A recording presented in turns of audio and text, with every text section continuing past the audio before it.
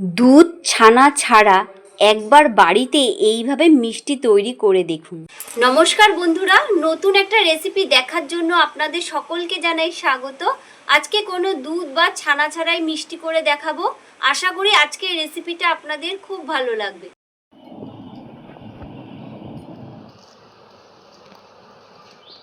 উনুনটা ধরিয়ে নিয়েছি, এখন আমি কড়াইটা বসিয়ে নিচ্ছি। বাটি মেপে 2 বাটি জল দিয়ে দিচ্ছি।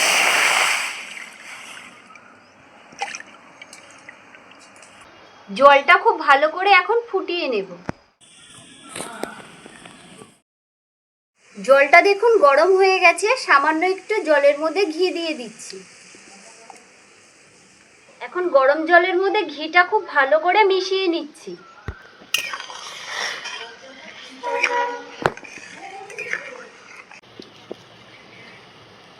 এই বাটি মেপেই আমি 2 বাটি জল দিয়েছিলাম, এই বাটি মেপেই 1 বাটি এখন আমি ময়দা গরম জলে দিয়ে দিচ্ছি। অল্প অল্প দিয়ে ভালো করে একটু মিশিয়ে নেব।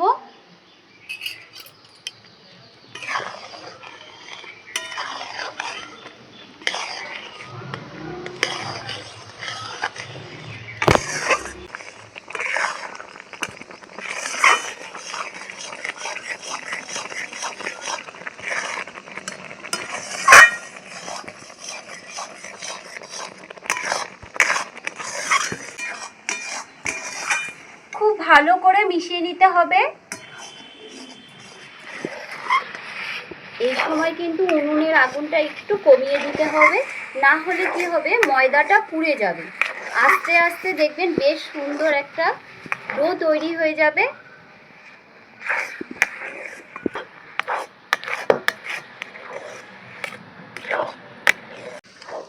দেখুন একটা ডো রেডি হয়ে গেছে, এখন আমি নামিয়ে নেব। নামিয়ে নিচ্ছি। থালার মধ্যে ময়দার ডোটা আমি নামিয়ে নিচ্ছি, একটু ঠান্ডা করে নেব।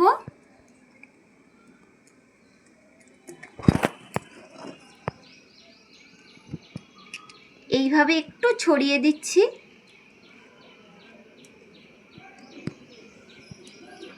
এখানে দেখুন হাফ চামচের মতন বেকিং সোডা নিয়ে নিয়েছি। এখন বেকিং সোডাটা ময়দার উপরে ছড়িয়ে দিচ্ছি। এভাবে হাতে একটু ঘি নিয়ে নিয়েছি, ঘিটা একটু হাতের মধ্যে এভাবে মাখিয়ে নিচ্ছি। এখন ময়দাটা খুব ভালো করে মেখে নিচ্ছি।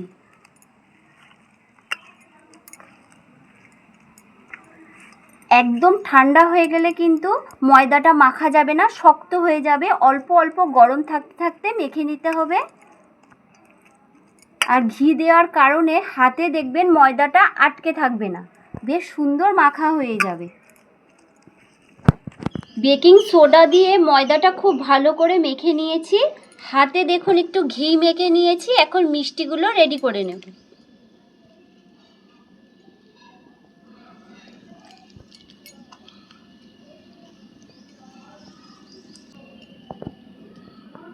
মিষ্টিগুলো এরকম লম্বা লম্বা করে করব। দেখুন একটা রেডি হয়ে গেছে।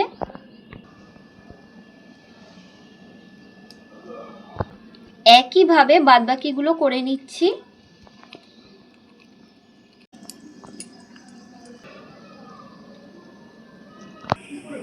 মিষ্টিগুলো দেখুন আমার রেডি হয়ে গেছে। তেলটা খুব ভালো করে গরম করে নিয়েছি। এখন মিষ্টিগুলো ভেজে নিচ্ছি।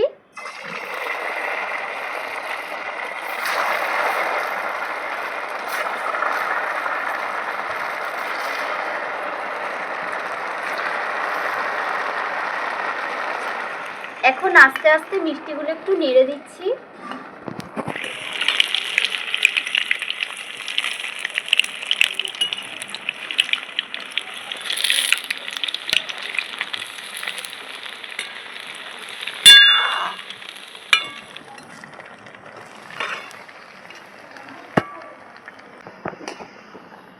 মিষ্টিগুলো দেখুন হালকা লাল করে ভেজে নিয়েছি, এখন তুলে নিচ্ছি। এখন একটা প্লেটের মধ্যে রেখে দিচ্ছি। একইভাবে বাদবাকিগুলো ভেজে নিচ্ছি।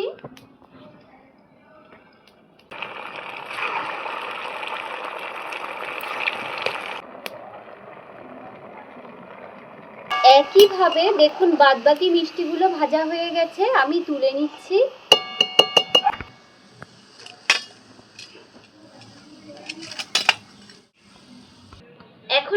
শিরাটা রেডি করে নিচ্ছি। 1 বাটি চিনি দিয়ে দিচ্ছি। এই ছোট বাটি 1.5 বাটি জল দিয়ে দেব।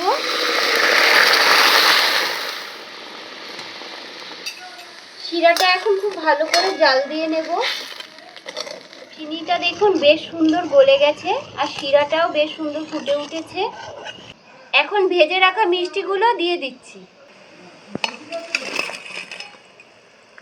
এখন একটু 2 মিনিটের জন্য মিষ্টিগুলো দিয়ে ফুটিয়ে নেব।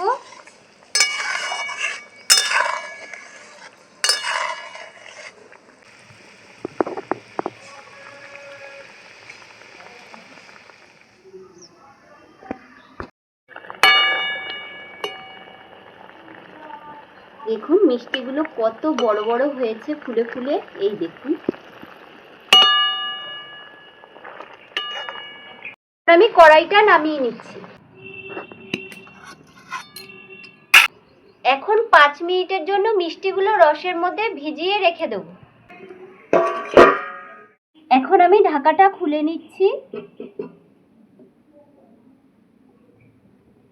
দেখুন মিষ্টিগুলো ফুলে কতটা বড় বড় হয়েছে। এখন একটা প্লেটের মধ্যে তুলে সাজিয়ে নিচ্ছি।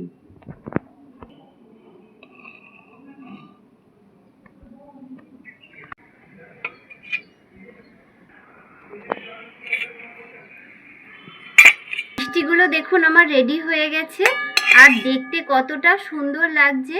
আপনাদের বাড়িতে যদি হঠাৎ কোনো অতিথি আসে, এইভাবে যদি মিষ্টি তৈরি করে দেন, দেখে কিন্তু বুঝতেই পারবে না যে এটা ছানা দিয়ে করা না।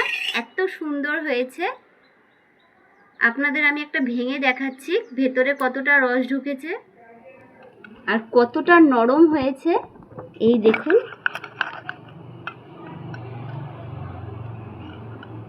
এই দেখুন কতটা নরম হয়েছে আর কতটা রস ঢুকেছে। নরম তুলতুল করছে।